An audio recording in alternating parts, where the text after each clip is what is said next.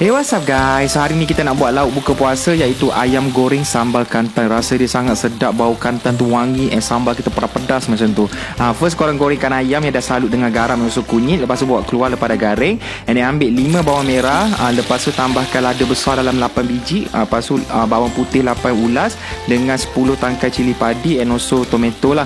Yang ni portion dia banyak. KA buat untuk lebih daripada separuh ekor ayam lah. Lepas tu bawa keluar semua barang-barang goreng bila dah layu, kita tumbuk. Besar tak aku punya resung. Boleh buat kenduri tau dalam ni. Lepas tu kita masukkan 2 batang serai yang dah diketuk.